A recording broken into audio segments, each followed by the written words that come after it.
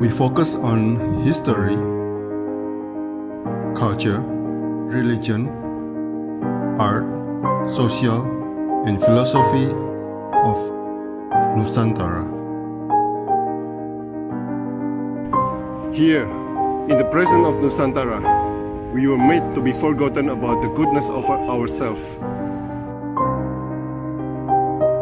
Because negativity seems to be more interesting for us.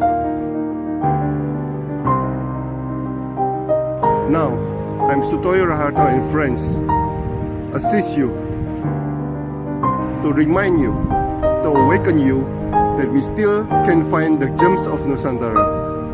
They are the great sights of Nusantara.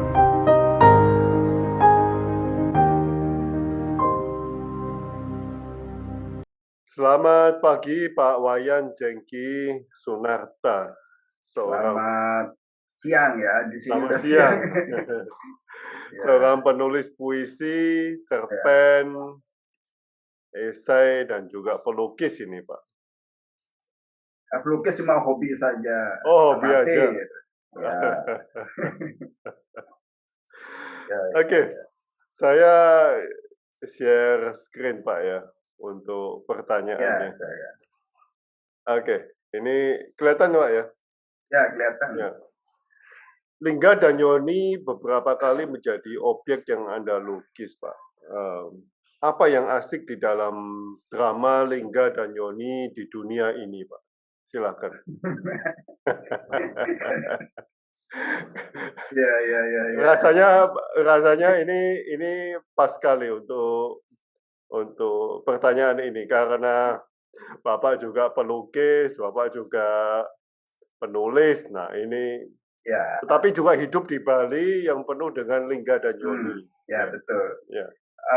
Saya berpikir bahwa Lingga dan Yoni itu, Lingga Yoni adalah suatu hal yang bersifat purba ya, arkaik atau primitif atau sudah ada sejak makhluk di bumi ini ada. Lingga Yoni adalah awal mula terciptanya kehidupan. Kita tidak bisa melepaskan dari Lingga Yoni ya. Bahkan di Bali atau juga di peradaban-peradaban tua, misalnya peradaban Hindu, Lingga Yoni merupakan simbol kehidupan, simbol kesuburan. Bahkan di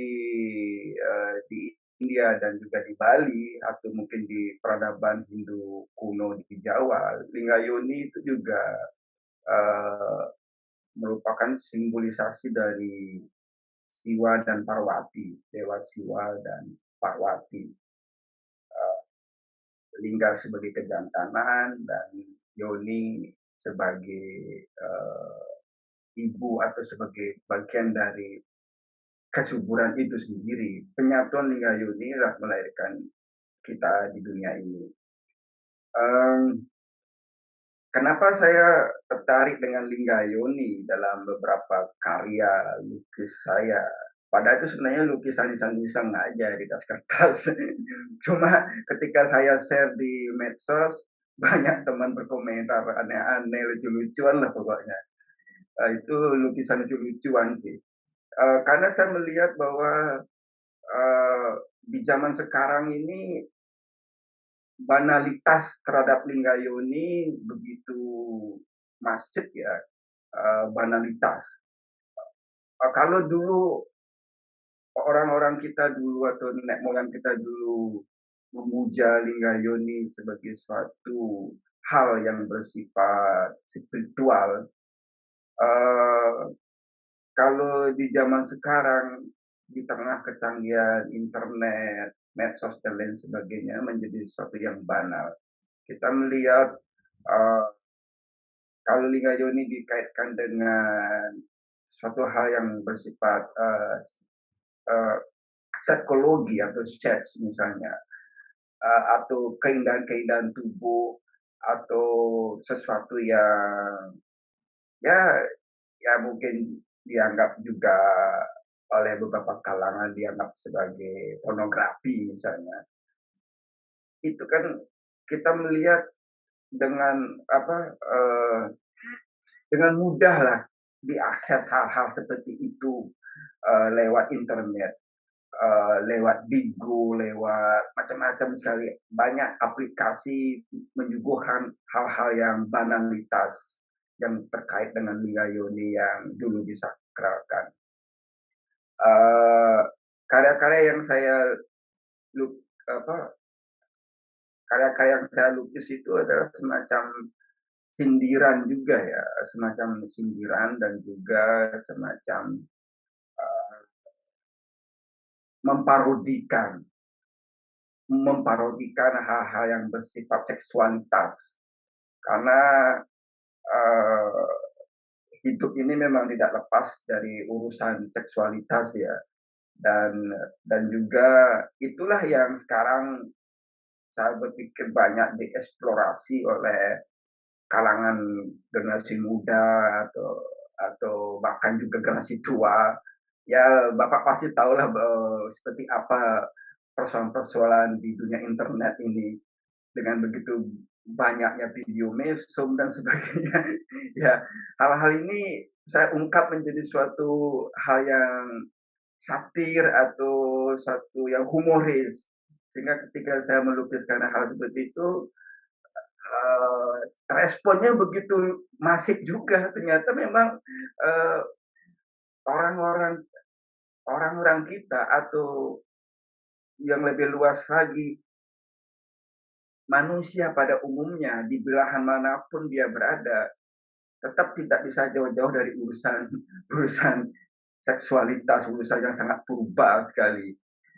Dan pernah juga suatu kali saya nge-share, foto lukisan yang biasa-biasa saja, artinya yang tidak aneh-aneh, tidak neko-neko, malah tidak banyak yang komentar, malah tidak banyak like, malah justru hal yang berbau seksualitas atau dalam tanda kutip pornografi itu dianggap hal yang lucu-lucuan dan komentarnya banyak, seperti itu. Ya, bagi saya Lingga Yoni sesuatu yang sakral, yang artinya bahwa, kalau kita kembali ke peradaban lama, peradaban Hindu kuno atau mungkin lebih tua lagi, sesuatu yang dihormati. Eee, bahkan hingga detik ini kita masih melihat di banyak elemen kehidupan simbol Lingayoni. Misalnya yang paling kontemporer ya kunci dan lubang kunci misalnya itu Lingayoni atau baut dan murnya, baut mur Lingayoni. Dan kalau kita memperhatikan benda-benda di sekitar kita juga tidak jauh-jauh dari simbol Lingayoni yang merupakan simbol sangat tua sekali yang penuh dengan filosofi yang tadi sudah saya sebutkan bahwa filosofinya adalah awal mula penciptaan atau juga menjadi simbol atau lambang kesuburan dan sebagainya. Sampai detik ini di daerah saya di Bali ya, Lingayoni masih tetap dihormati, masih tetap dalam tanda kutip dipuja sebagai sesuatu yang terkait dengan ritual, dengan agama di sini. Seperti itu kira-kira Pak. Tapi apakah ini apakah ini perasaan sakral yang baru mungkin, Pak? Apanya itu? Mereka memuja apa Lingayoni. ya Lingayoni atau media yang ada di sosial media begitu. Nah, yang saya maksudkan begini, bahwa Lingayoni dalam konteks peradaban di Bali sudah ada sejak lama, sudah ada sejak zaman kuno, dan itu menjadi bagian dari ritual-ritual, bagian dari sesuatu yang dipuja, yang dihormati sebagai simbol Siwa dan Parwati, sebagai simbol kesuburan, sebagai simbol kehidupan. Uh, tapi dalam kaitannya dengan dunia kontemporer sekarang, Lingayoni yang Lingayoni yang diterjemahkan menjadi sesuatu yang sempit, seksualitas, eee eee, menjadi sesuatu yang bersifat banal, yang dirayakan oleh banyak orang di dunia ini, apalagi dipermudah dengan kehadiran internet. Siapa Betul. saja bisa mengakses hal seperti itu. Nah, jadi Lingayoni di zaman kontemporer ini menjadi sesuatu yang harfiah, yang Harfiah. sangat Oke. harfiah, Hmm. yang sempit, yang kehilangan kesakralannya. Ya, Sempit. kita bisa melihatlah begitu banyaknya seks bebas misalnya, atau eksplorasi hal yang berbau seksualitas, itu kan sesuatu yang Lingayoni yang dimaknai secara duniawi, secara fisikal, Iya, yang iya, berbeda sama sama Lingayoni pada zaman kuno, pada zaman dulu, iya. yang dipuja sebagai kehidupan, kesuburan, seperti itu kira-kira. Bahkan Lingayoni di Bali juga atau juga di Jawa, di peradaban Bali dan Jawa kan sangat dekat ya. Di Jawa dan Bali Lingayoni juga menjadi simbol dari gunung dan laut. Gunung dan laut. Gunung dan laut. Oke. Ya, gunung adalah simbol lingga, laut adalah simbol yoni. Makanya ada konsep segara giri atau di Bali Nyegara Gunung. Di Bali ada suatu ritual besar setelah ritual yang berkaitan dengan ritual uh, kematian ya. Jadi ketika seseorang meninggal ada ritual ngaben. Setelah ngaben ada lagi ritual yang lebih tinggi yang disebut Nyegara Gunung. Artinya bagaimana mengembalikan mengembalikan asal mula kita ke arah yang lebih besar, ke arah kosmik ini. Oh. Uh, Oh. ya, uh, di Bali sampai detik ini masih dilangsungkan ritual atau upacara Nyegara Gunung. Jadi itu kita mengunjungi berbagai pura dan juga ya prosesnya sangat panjang itu, sangat panjang dan sangat kompleks. Artinya bahwa konsep Nyegara Gunung, Segara Giri memang berkaitan dengan lingga dan yoni, sesuatu yang sangat sakral bagi peradaban Hindu, baik Hindu di Jawa pada masa dulu dan Hindu di Bali sekarang ini. Oh. Seperti itu. Oh. Nah, Pak, ini ada satu yang sangat menarik, Pak, dari tulisan Anda, Pak. Serupa laut jiwa kita selalu tiada terduga, Pak. Nah, apa yang bisa diduga di dalam hidup ini, Pak? Silakan. Ya. Ini karena saya ini senang nulis puisi, kadang-kadang ketika ada ide atau inspirasi atau apa tiba-tiba bikin rangkaian kata-kata seperti itu dan saya share di Instagram ternyata dicari-cari oleh bapak. Ya. Tapi tiba-tiba apa ya kata-kata spontan seperti itu ya akhirnya menjadi renungan-renungan hidup ya, bahwa apa tadi seperti laut jiwa kita Serupa laut ya, jiwa serupa kita laut selalu tiada terduga. ya dalam hidup ini apa sebenarnya yang bisa kita duga ya. Orang-orang bilang bahwa hidup ini adalah suatu misteri suatu ya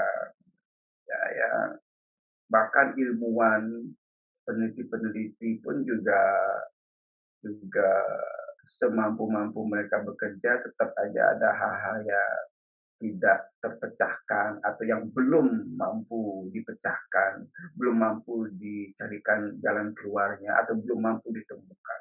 Contoh misalnya dengan situasi kondisi saat ini, virus COVID-19 misalnya, persoalan vaksin misalnya, mereka ribut soal vaksin A, vaksin B, vaksin C, vaksin mana yang sebenarnya yang mampu sejatinya sebagai vaksin dari virus ini kan masih proses yang belum ditemukan.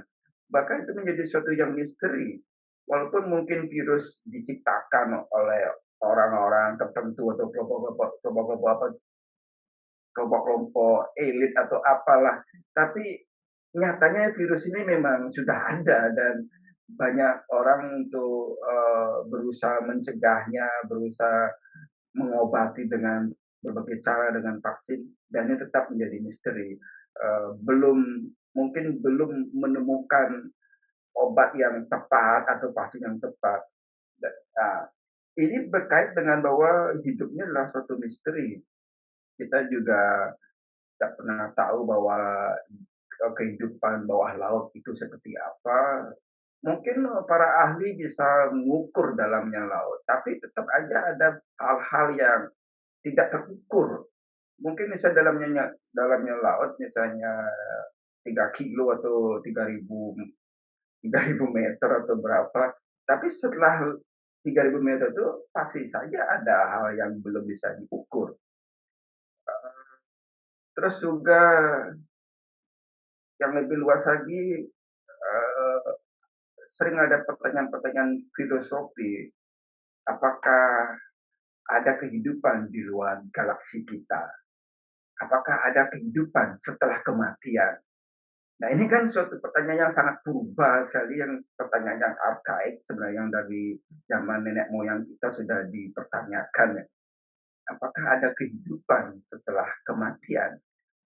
Ini kan misteri yang selalu mengikuti kehidupan kita, yang selalu berusaha dicarikan jalan keluarnya, solusinya lewat ajaran agama, lewat dunia spiritualitas, lewat meditasi, dan banyak hal untuk mencari jawaban yang mungkin jawaban yang subjektif ya, apakah ada kehidupan setelah kematian. Ya, mungkin dari pertanyaan ini muncul konsep surga neraka, konsep reinkarnasi, konsep-konsep yang berkaitan dengan spiritualitas. Kalau yang lebih harfiah lagi, yang seperti tadi saya bilang bahwa dalamnya laut tidak sepenuhnya bisa diukur, juga kedalaman rimba.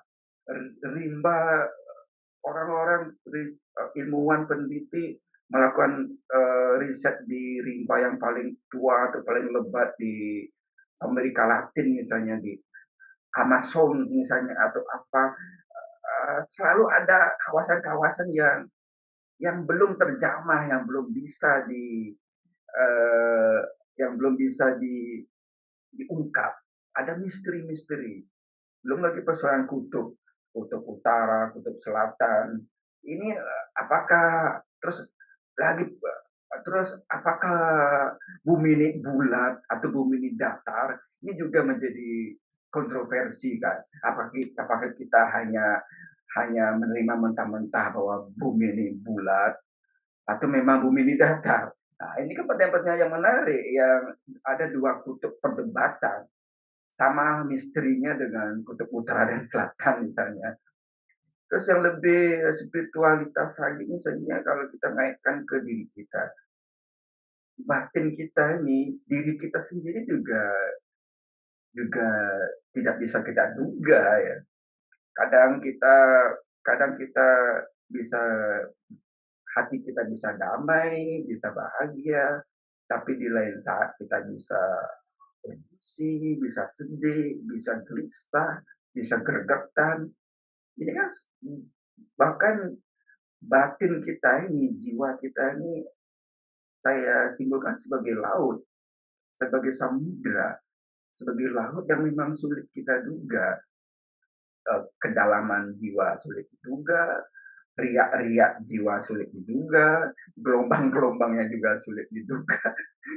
Ya, apa sih yang bisa kita duga di bumi fana ini? Ya memang memang dugaan-dugaan yang bersifat subjektif saja, selebihnya adalah misteri yang sampai sekarang kita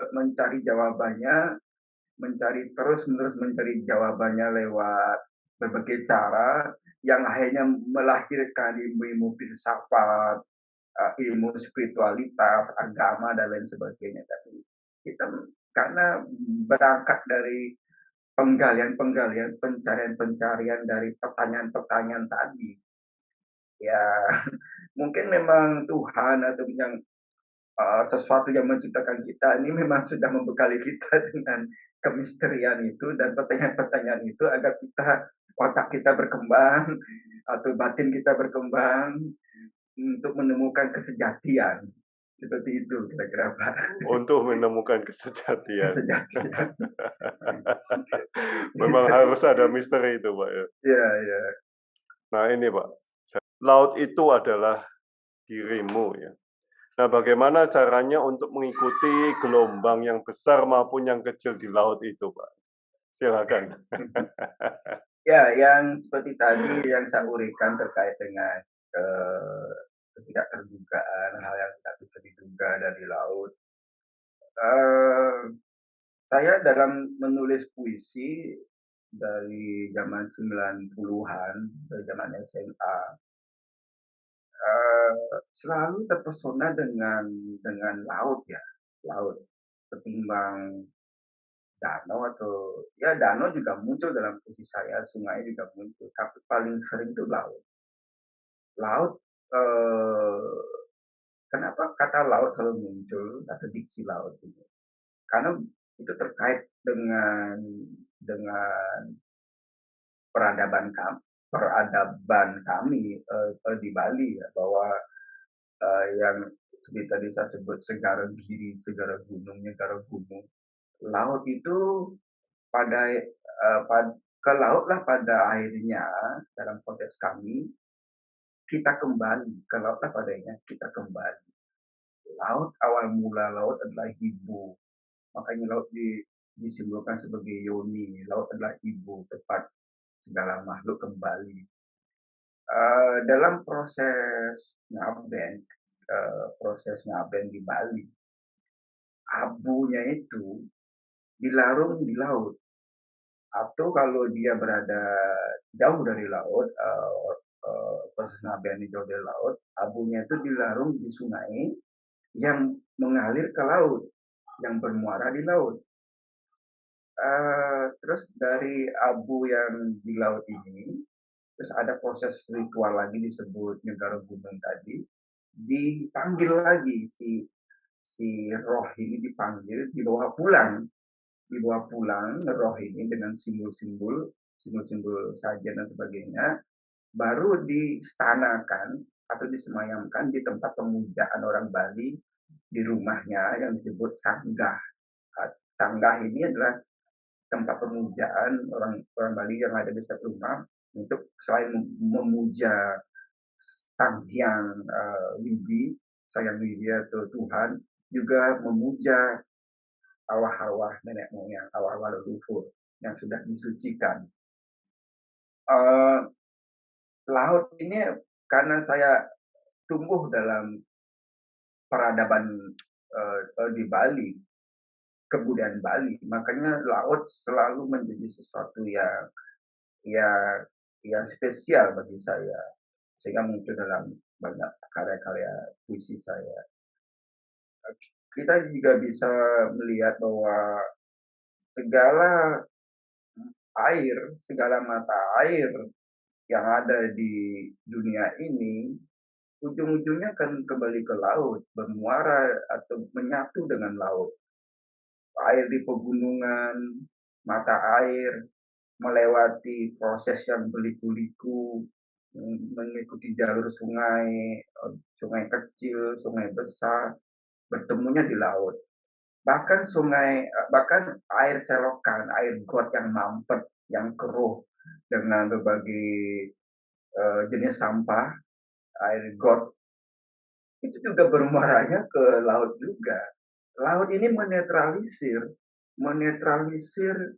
memurnikan, menyucikan semua semua jenis air, dari air yang kotor, yang setengah kotor, sampai air yang merasa dirinya air murni juga dinetralisir di laut. Dan proses terjadinya hujan juga tidak tidak bisa dilepaskan dari peranan laut ya, jadinya hujan. Makanya laut itu bagi saya simbol yang bisa ditafsirkan dengan berbagai macam hal terkait dengan perjalanan hidup ini sendiri. Bahwa setiap orang akan kembali pada akhirnya. Kembalinya kemana ya, disesuaikan dengan ajaran agamanya masing-masing. Bagi saya kembali ke asal mula, dalam konteks tarbiyah adalah sebagai simbol ibu ya, berarti ibu. Eee eee, Terkait dengan pertanyaan tadi, bagaimana kita tentang apa, mengatasi Menyesuaikan menyesuaikan gelombang-gelombang itu, Pak. gelombang. Nah, ini bisa pakai simbol air ya. Untuk menyesuaikan riak, gelombang dan sebagainya, kita harus menjadikan diri kita sebagai air. Kita harus menjadi air. Dalam konteks air ini adalah simbol bahwa hidup ini mengalir, bahwa kita juga seharusnya mengalir dalam hidup ini. Karena saya sangat senang dengan istilah, dengan konsep atau dengan filosofi hidup ini mengalir. Kalau kita hidup melawan arus, ya kalau kita kuat kita bisa bisa sampai di tujuan. Tapi kalau kita tidak kuat atau lemah, ya kita akan dihantam arus dan kita akan habis, energi kita akan habis. Sangat jarang orang mampu melawan arus. Hanya mungkin orang-orang khusus, orang-orang tertentu saja ya yang bisa melawan arus ya, arus hidup ini. Tapi pada umumnya orang sulit melawan arus. Bahkan ikan pun tidak semua jenis ikan bisa melawan arus. Mungkin hanya ikan salmon. Ikan salmon yang salah satunya berusaha melawan arus. Ya. Ikan salmon ketika beranak pinak, bertelur kan melawan arus dulu dia.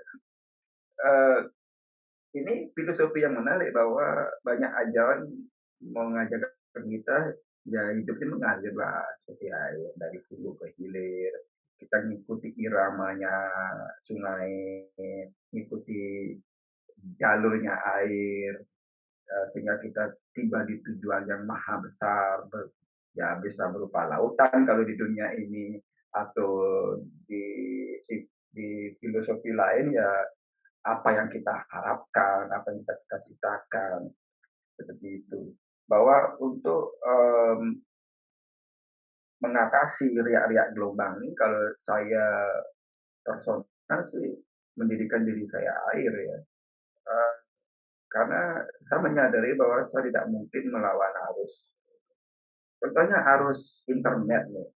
Arus internet saja atau medsos saja, apakah bisa kita lawan dengan hal-hal yang apa ya, hal-hal yang menafikan kehadiran internet atau apa misalnya mencampakkan kehadiran internet atau meremehkan kehadiran internet.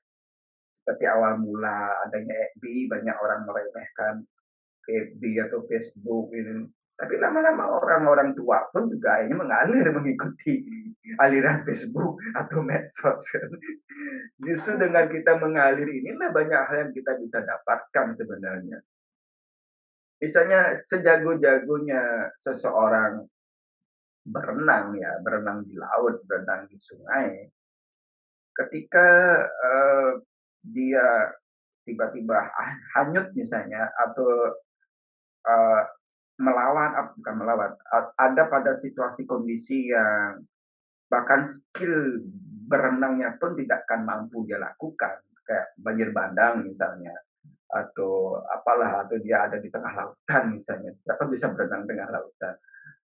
Akhirnya ya ngapung, kita mengikuti irama air itu, kita tidak bisa melawan energi air. Ikuti aja, ya misalnya orang di tengah lautan, berpegang pada satu balok kayu atau satu benda misalnya, dia dia berusaha mengapung, atau kalau tidak ada pegangan berusaha mengapung semampu mungkin.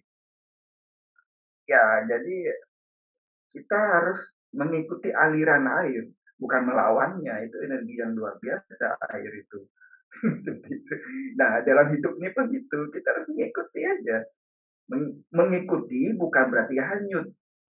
Artinya mengalir bukan berarti hanyut gitu. Mengalir ini adalah kesadaran. Hanyut itu tidak sadar. Kan beda Pak ya. Iya, iya, iya, iya. Jadi mengalir kita liatin bunga-bunga yang tumbuh di tepi sungai, ngalir. Oh ada pohon bambu di sungai. Oh ada ini, oh ada tebing, ngalir ngikuti. Tapi kalau hanyut kan kita wah tidak tahu ada bunga anggrek mekar di tepi sungai, kita tidak tahu ada tebing di pinggir sungai. Karena kita hanyut, kita sudah panik karena atau Iya, kita iya. sudah kadung hanyut. Seperti itu. Nah, mengalir adalah mengikuti irama air dengan kesadaran. Itulah yang seharusnya dilakukan di dalam menghadapi hidup ini, ya mengalir dengan kesadaran Mengalir dengan kesadaran. sampai di tujuan yang kita harapkan. Sampai di tujuan, entah tujuannya apa kan masing-masing orang punya tujuan. Ya, Oke, betul. selanjutnya Pak ini menarik sekali Pak yang ini. Apa? Hidup adalah pertaruhan Pak dan pertarungan. Ya. Apakah kemenangan saja yang dinantikan Pak? Dan bagaimana memenangkan pertaruhan dan pertarungan itu? Silakan Pak. Wah, foto-foto saya diubah-ubah semua sama Pak Rante. Ini jadi foto ini teman-teman kan biasanya datang ke rumah saya malam mingguan di rumah teman-teman akrab. Ya akhirnya main remi, tapi main remi ya bukan untuk judi dalam arti judi ada duitnya. Main remi hanya untuk nguji otak lah artinya. Iya, iya. Remi itu kan ada hitung-hitungannya, ada kecerdikan kita, ada juga kemampuan kita membaca lawan, kartu apa lawan pegang. Itu jadi saya menikmati permainan apa remi atau kartu ini karena di sana banyak hal yang bisa dipelajari. Dan belajar menggunakan insting misalnya kira-kira lawan mau megang kartu apa ini. Terus terus kita berstrategi di sana kartu apa yang harus dilempar duluan, yang mana yang ditahan. Ini menariknya bermain kartu. Kalau untuk dengan judi duit kan lain urusan lagi. Saya tidak suka judi sebenarnya. judi duit itu tidak senang saya. Tapi kalau bermain, termasuk bermain remi itu senang saya. Karena itu udah tadi menguji kepekaan batin, Iya. terus dan sebagainya, berstrategi. Nah soal hidup pertaruh dan pertarungan, ya kita ya memang bagi saya seperti itu bahwa sejak manusia masih dalam bentuk sel sperma dan sel telur, ya sudah bertaruh dan bertarung. Kita ini ada seorang individu ada, seorang makhluk ada ya karena sel spermanya tuh bertaruh dan bertarung untuk mencapai sel telur. Satu titik sel telur diperebutkan oleh sekian miliar, sekian juta, sekian miliar sel sperma. Hanya satu sel sperma yang mencapai satu sel telur. Tidak mungkin satu sel telur dikeroyok oleh sperma lain. Jadi terjadinya pembuahan, penciptaan satu sel telur dengan satu sperma di antara sekian miliar sel-sel spermatozoa itu. Nah ini sudah terjadi di dalam proses pembuahan dan di dalam proses awal mula kehidupan. Apalagi ketika kita hidup, bahkan ketika zaman kita kecil saja, zaman anak-anak, kita punya adik, punya kakak, seringkali bertarung sama kakak adik kita ribut sama kakak, ribut sama adik misalnya. Ini untuk mendapatkan perhatian lebih dari orang tua, bersaing. Nah, Terus ketika menjalani kehidupan-kehidupan ini ya memang pertaruhan dan pertarungan selalu ada, selalu terjadi. Bahkan kalau kita belajar tentang proses evolusi manusia, eee, jadi manusia ini kan berevolusi sampai menjadi sekarang ini, bukan berevolusi, tapi evolusi. Sesuatu yang berubah yang sangat lambat dan sangat lama sekali sehingga menghasilkan orang-orang atau manusia seperti sekarang. Nah, di dalam proses evolusi ini kan terjadi seleksi alam. Ya bertarung, dalam tanda kutip ya bertarung dan bertarungnya sehingga hanya bibit-bibit unggul atau hanya manusia-manusia unggul yang mampu bertahan sampai sampai sekarang yang menjadikan kita ada inilah. Dan, kalau kita runut lagi ke masa lalu, ke masa eksistensi kerajaan-kerajaan, setiap kerajaan juga saling bertarung untuk eksistensi. Misalnya dan di Bali, kerajaan tumbuh silih berganti. Kerajaan A muncul, kerajaan A hancur, dihancurkan kerajaan lain, kerajaan B muncul, dan sebagainya. Contoh, ketika kerajaan Kahuripan muncul dengan pendirinya dan raja pertama Airlangga, itu karena peristiwa kerajaan terdahulu, kerajaan Pemedang yang rajanya Dharmawangsa Teguh diserang oleh sekutu Sriwijaya saat pesta pernikahannya Airlangga. Nah, ketika diserang, nggak lagi kasih pesta, raja tewas, Airlangga bisa menyelamatkan diri. Nah, ketika setelah menyelamatkan diri, Airlangga dendam ini, melampiaskan dendam mertuanya. Ya, akhirnya dia membangun kerajaan baru dengan dendam, dengan keinginan bertarung dan bertaruh, muncullah kerajaan Kahuripan. Dan berhasil juga mengalahkan sekutu-sekutu Prabu Sriwijaya waktu itu. Dan dari Kahuripan juga pecah menjadi dua, Jenggala dan Kadiri gitu dan sebagainya. Ini kan proses ya. Pertarungan dan pertarungan itu suatu proses yang tetap ada di dalam kehidupan ini selama hidup ini ada, selama bumi ini ada. Bahkan pertarungan dan pertarungan juga terjadi dalam diri kita. Uh, Setiap orang kan memiliki sifat dewa dan juga sifat Butokala, sifat iblis ya. Makanya di Bali ada istilah filosofi dewa ya, buta ya, manusia ya.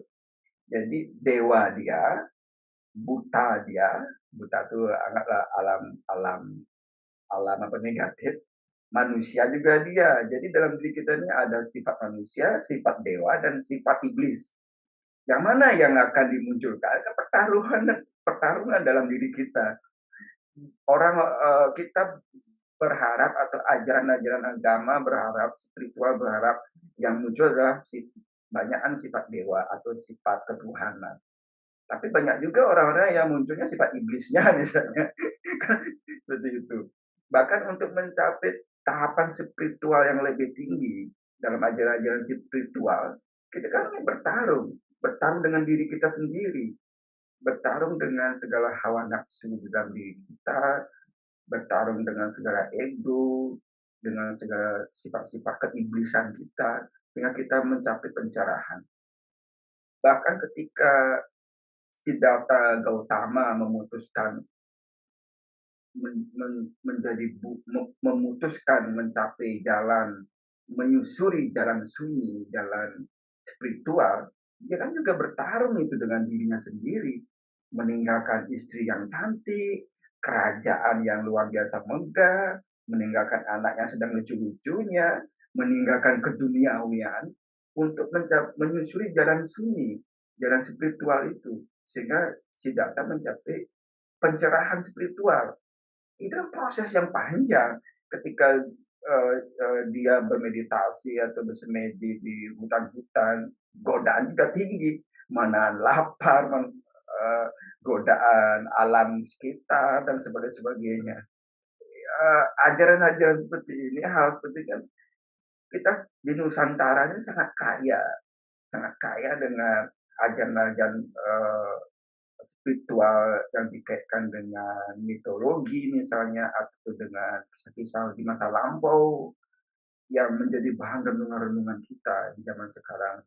Wah, di zaman kontemporer, zaman banalitas ini, pertarungan menjadi lebih lebih mengerikan. Di zaman kontemporer, zaman internet, zaman yang semuanya serba klik, dengan satu gawe yang kecil kita bisa mengakses seluruh dunia. Ini kan pertarungan juga bagaimana kita menjadi eksis di sana, kita ingin dipuja, ingin dipuji oleh banyak orang. Contohnya dengan berbagai aplikasi YouTube, Bigo, atau apalagi TikTok, dan banyak aplikasi Facebook, medsos. Kita kan ingin dipuja dan dipuji sebenarnya. Sehingga kita selalu membuat konten ini, konten itu, bahkan konten-konten yang ngaco-ngaco juga kita masukkan menjadi sampah medsos misalnya. Itu kan untuk eksistensi. Eksistensi inilah yang bagian dari keinginan manusia untuk menjadi lebih unggul dibanding manusia lain. Itu kan bagian dari pertarungan. Artinya ya sulit ya Pak ya dilepaskan ini pertarungan ini kan selalu ada selama usia bumi ini ada, selama manusia ini ada di bumi ini. Nah, dalam doa itu disebut ruwa bineda atau dualisme, yin yang, dualisme yang saling melengkapi, kalah menang, baik buruk, itu kan dualisme ya.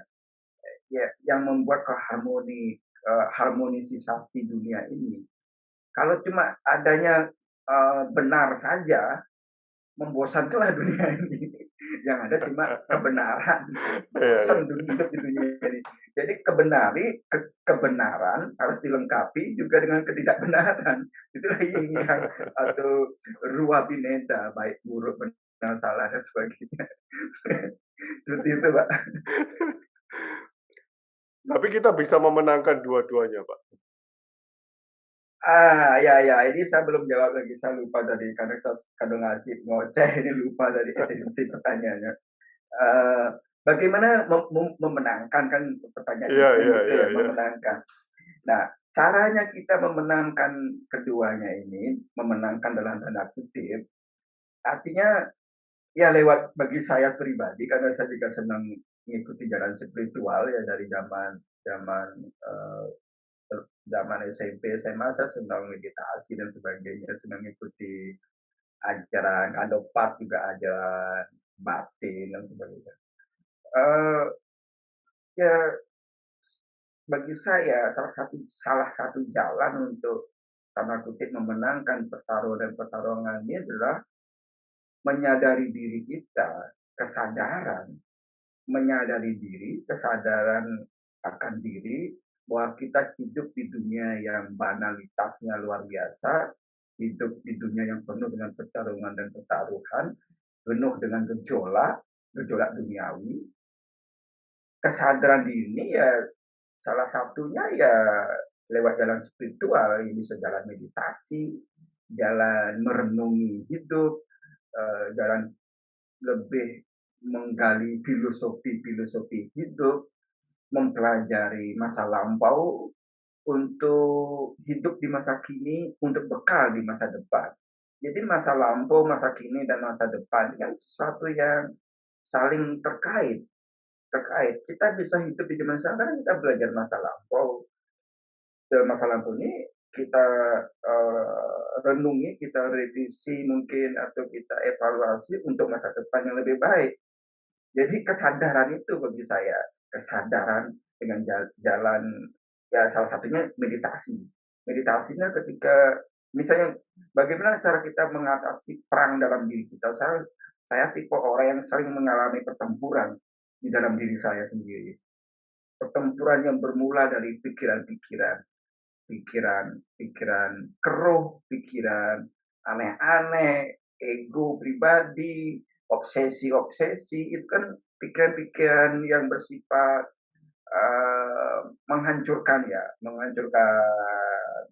maksud saya menghancurkan dalam hal membuat kita tidak nyaman, membuat kita gelisah, sulit tidur. Saya tipe yang sulit tidur juga, sulit tidur dan sebagainya karena pikiran ini. Dan saya dari sana saya berenung-renungi apa sih sebenarnya yang membuat saya ini seperti ini. Padahal dulu saya pernah mengikuti jalan meditasi, terus lama tidak saya lakukan lagi dan sebagainya. Oh ternyata memang pikiran sumbernya ini. Jadi pikiran ini yang harus apa yang namanya dijinakkan, dikendalikan. Karena pikiran kita ini kan seperti kuda liar ya, bisa kemana-mana, loncat sana, loncat sini. Yang harus dikendalikan, bukan dibunuh, tapi dikendalikan. Dikendalikan, diajak bersahabat, diajak berdamai lah pikiran-pikiran ini. Jadi untuk memenangkan pertaruhan ini, berdamailah dengan diri sendiri. Kita harus berdamai dengan diri kita. Baru kita bisa ini. Kita kayak ilmu perang Tiongkok kuno, Sun Tzu. Jika kamu bisa menundukkan musuhmu, tundukkan dirimu sendiri dulu. Kita harus mengenali diri kita, nundukin diri, dalam tanda kutip nundukin diri, baru kita bisa menundukkan musuh kita. Mengenali diri saja belum bisa, bagaimana mengenali diri orang lain dan menundukkan musuh-musuh di luar diri. Musuh dalam diri masih banyak. Jadi itu. Ya, ya, ya. Nah, ada satu lagi Pak, foto tapi lupa saya screenshot. Bapak menulis seperti embun mencintai kelopak bunga. Biarkan aku sirna di bawah matahari agar cahaya selalu memberimu senyum, Pak. Dari Lingga dan Yoni, laut sebagai kehidupan. Apakah esensi kehidupan hanyalah seperti embun, Pak? Silakan. Ya, itu juga simbolis ya. Saya sejak lama berpikir ya, sejak dulu istri saya tadi bilang bahwa saya sebenarnya menyukai jalan spiritual dari zaman kanak-kanak, zaman remaja. Saya senang ke pura dulu, zaman dulu. Kalau sekarang agak jarang sih. Senang bersunyi-sunyi di tempat-tempat sunyi, senang meditasi. Bahkan saya pernah ikut aliran-aliran yang mengajarkan spiritual. Itu di masa lalu, yang kalau sekarang saya cukup mengikuti aliran puisi. Bagi saya puisi itu ya suatu spiritual juga, mengasah pikiran dan perasaan di puisi. Nah, itu kata-kata tadi kan bagian dari petikan-petikan puisi yang lebih utuh sebenarnya. Petikan-petikan permenungan. Ya bahwa hidup ini kan fana, Pak. Apa sih yang abadi di dalam hidup ini, di dunia ini? Makanya ada istilah dunia ini tidak abadi, dunia ini fana. Misalnya kita jatuh cinta, mencintai seseorang, tiba-tiba kita bahagia, kita happy, kita senyum, tiba-tiba besok kekasih kita meninggal atau kekasih kita berpindah hati ke orang lain. Akhirnya kita menderita, kita luka, kita kecewa, kita mengutuk semuanya, mengutuk hidup, bahkan mengutuk Tuhan, maki-maki. Jadi kan eh, dari bahagia menjadi tidak bahagia kan sesuatu yang fana juga sifatnya, yang fana yang ada. Jadi jiwa kita ini kan dipermainkan oleh kefanaan itu. Seperti misalnya simbol embun. Tiba-tiba saya pernah tidak tidur sampai jam 6 pagi karena sulit tidur. Saya datang ke halaman melihat bunga sedang mekar. Ada bulir-bulir embun di kelopak bunga itu. Saya melihat bunga itu, saya merenung. Ya, memang indah. Embun yang ada di kelopak bunga kan indah banget ya. Damai banget rasanya. Sejuk, indah, damai, bikin hati bahagia. Tapi menjelang siang, matahari makin terik, udah lumer itu embun, mencair dan tidak ada lagi. Yang ada hanya bunga. Ya bunga tetap saja indah, cuma dalam konteks embun ini kemana perginya embun ini? Keindahan ini kemana perginya? Mengapa harus sirna? Ini kan pertanyaan-pertanyaan esensial, sama seperti pertanyaan kemana perginya api yang padam? ini ada api menyala, terus tiba-tiba bluk, padam, kemana perginya api ini? Jadi kemana perginya embun ini? Kan juga sama. Apakah embun ini diserap matahari? Apakah embun ini menjemah embun lain di tumbuhan-tumbuhan lain? Apakah embun ini menyatu dengan energi di sekitar bunga, menyatu dengan kosmik, atau apa? Kemana perginya embun yang indah itu? Nah, ini kan pertanyaan-pertanyaan filosofi yang selalu saya renungi dengan melihat hal-hal di sekitar saya. Dan bagi saya tetap aja bahwa dunia ini ya memang fana seperti embun. Dan matahari di sini menjadi simbol juga ya. Artinya di dalam peradaban Hindu misalnya, atau di peradaban kuno, matahari sejak zaman kuno selalu menjadi simbol. Ada Dewa Ra di Mesir, Dewa Ra, Dewa Matahari. Bahkan di Hindu pun ada Dewa Matahari namanya Sangyang Raditya. Makanya di dalam persembahyaan Hindu Bali yang disebut Pancasembah, sembah pertama ditujukan kepada Dewa Raditya, Sangyang Raditya, Dewa Matahari. Dan banyak simbol-simbol di dunia ini juga memakai matahari sebagai simbol.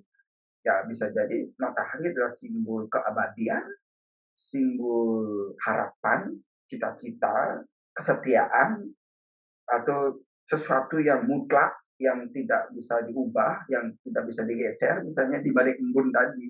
Maka saya bandingkan embun dengan matahari. Embun ini fana, matahari ini bagi saya abadi. Sepanjang Tuhan belum menghancurkan alam semesta ya. Matahari ini dibanding bumi, matahari bagi saya lebih awet dari zaman bumi belum tercipta, matahari sudah ada. Dari bumi belum tercipta sampai bumi mungkin lebur nanti, mungkin matahari tetap ada. Nah ini, jadi bagi saya selama kita masih hidup di dunia, masih bertubuh fisik seperti ini, ya kita ini seperti embun. Nanti kita semua akan sirna seperti embun itu. Kemana perginya kita, ya kita nggak tahu. Kemana misteri lagi. Semua akan sirna, Pak ya. Semua akan sirna seperti embun itu lah. Kita menikmati keindahan-keindahan duniawi. Makanya ketika kita menyadari bahwa semua akan sirna, segala keindahan yang kita punya akan sirna, segala kemewahan yang kita punya, kemudahan-kemudahan yang ada pada kita, hal yang bersifat duniawi ini akan sirna. Apa sih yang kita pertahankan lagi di dunia ini? Ya hanya kesadaran untuk meningkatkan diri, meningkatkan spiritualitas yang ada dalam diri kita sebenarnya untuk mencapai sesuatu yang misteri itu. Untuk mencapai sesuatu yang misteri. Yang misteri, kita nggak tahu saja misteri ini apa. Iya. Pencerahannya di sana lah untuk mencapai pencerahan batin dulu kan gitu. Seperti itu. Terima kasih Pak Jengki. Ini seperti saya kuliah S2 lagi nih Pak. Nah ini kan sharing. Dalam ini apa yang saya pahami saja, apa yang saya pahami, apa yang saya akrabi, apa yang saya tahu ya saya sharing. Jadi seperti itulah yang saya mengalaminya gitu. Saya bicara begini kan berdasarkan apa yang saya alami, apa yang saya lihat, saya alami lewat indera, lewat batin dan sebagainya. Seperti itu, Pak. Sharing. Terima kasih Pak Jengki. Kita harus jumpa di Bali nih Pak. Oh iya, makan lebih guling ya. Lebih guling. Terima kasih Pak Jengki. Sama-sama, terima kasih. Matur sukses semua. Rahayu, matur semua. Matur.